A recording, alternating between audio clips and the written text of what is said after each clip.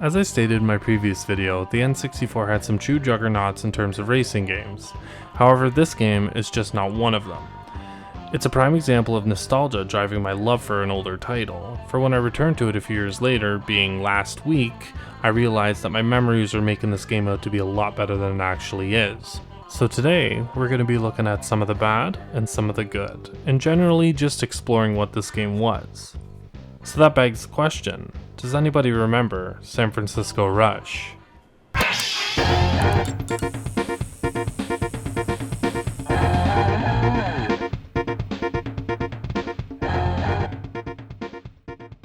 Rush was introduced to arcades in 1996 and was ported to consoles in 1997 and 1998, spawning a whole slew of sequels and spin-offs.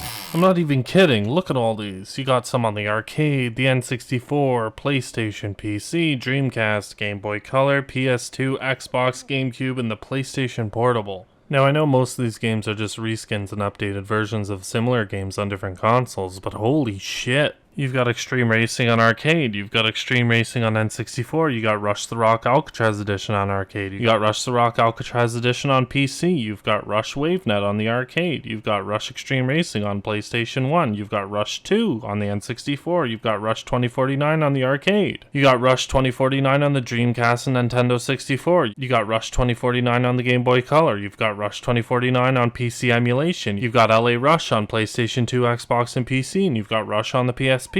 Holy shit. Back in the late 90s and early 2000s, you couldn't look anywhere without seeing one of these games.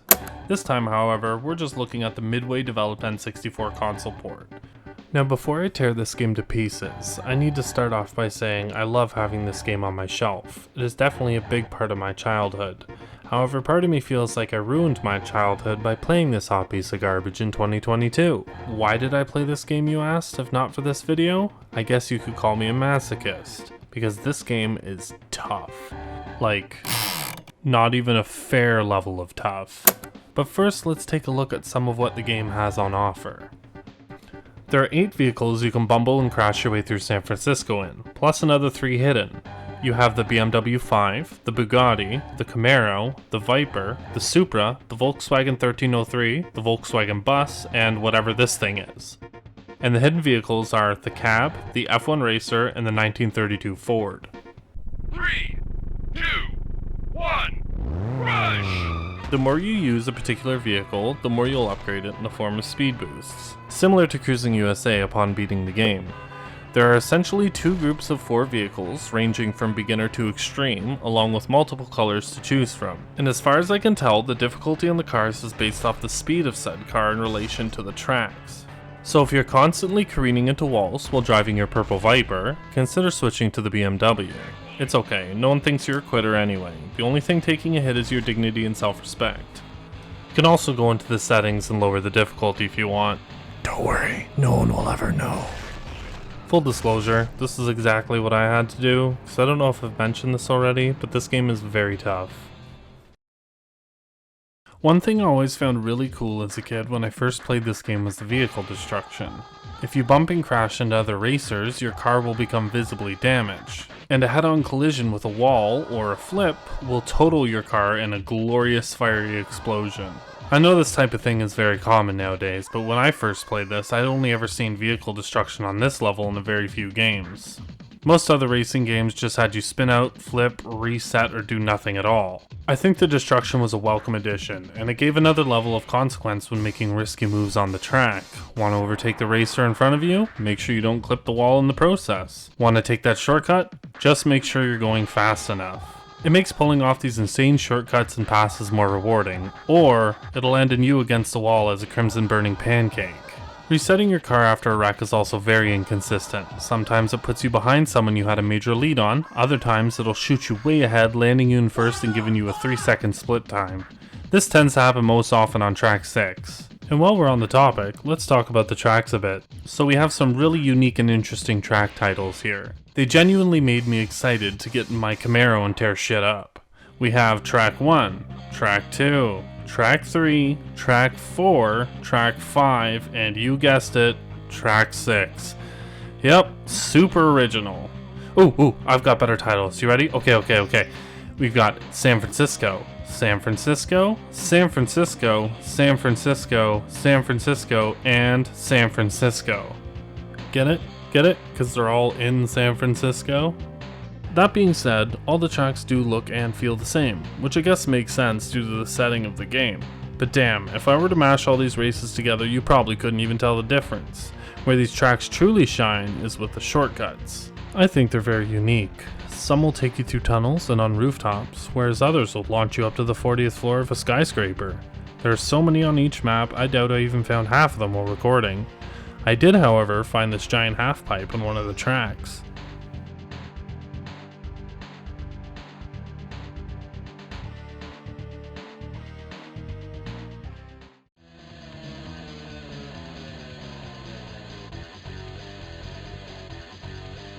Neato. Although cool and unique, these shortcuts are high risk, high reward, and they more often than not lead to you flipping or crashing, causing a reset, so use them with caution. There are also keys scattered around all of these courses, but most aren't impossible to reach places, and honestly, I couldn't even be bothered to find them all. Now, one of the ways this game was marketed was its tracks. Look, on the back of the box it says choose from 6 accurately detailed tracks that can be adjusted with the game's mirror or backward options for a total of 24 incredible tracks. These options sound like they do the exact same thing, but let me explain what they do.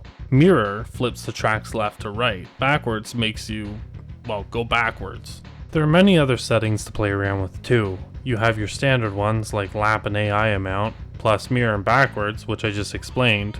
Then there's fog, which is purely visual. The one setting I was confused by a bit was wind. I was thinking it would be visual like fog, but then again there aren't really particle effects in this game, so I was curious what it was. So I slapped it on its highest setting and I jumped into a race. Basically, wind throws your car all over the place whenever your wheels leave the ground. It's very irritating, so just leave this one set to none. Fucking buses! Now don't get me wrong, this game has its fun moments, but you're fighting everything the whole time. The AI, shitty controls, awful physics, unfun track design. Remember when I bitched about Redwood in my cruising video? Overall, they are fun races. However, there are 3 maps, which are a masterclass in sadistic track design. Just the thought of them makes my balls itch. The only reason I was able to even get through them as easily as I did was because the AI kept crashing into one another behind me. Those maps are Redwood, Death Valley, and Washington. Now keep in mind, the AI is constantly right on your ass, you're going blazing fast, your turning is extremely sharp, making small adjustments really difficult, all while you're driving on a windy, narrow 2-lane road, often with other AI and obstacles coming your way. Those tracks were a fucking joy compared to these. They're just so sadistic and not fun. The AI are also completely ridiculous. You have to get a perfect lap to stay in the lead, and I mean perfect. If you bump into one wall, just restart. If you crash, just fucking restart. Now I don't usually do this, but we're going to take a look at the PS1 version and the N64 version, slap them side by side for a comparison. I think the N64 version looks better, but you tell me. 3, 2, 1. 3, 2, 1. Rush!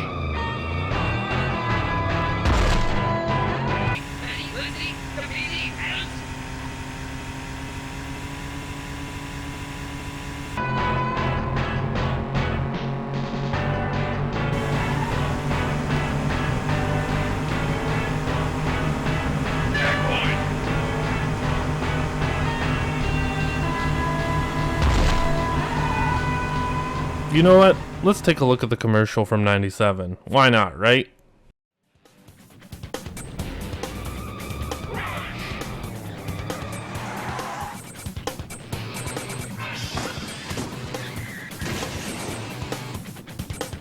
Introducing San Francisco Rush Extreme Racing. The only rules you need to follow are the ones in your head.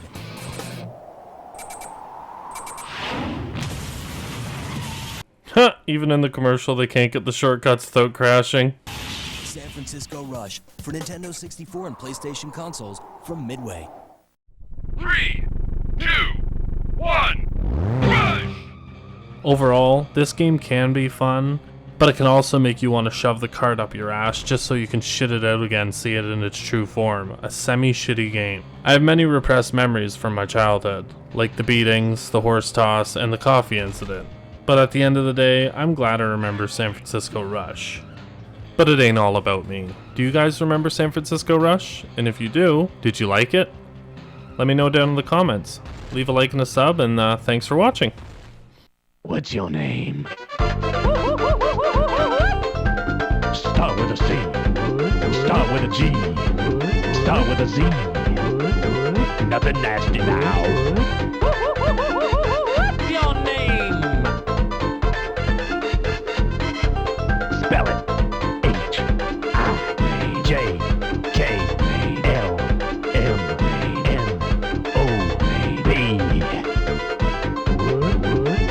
That's how you spell it. What's your name? What's your name? That's your name.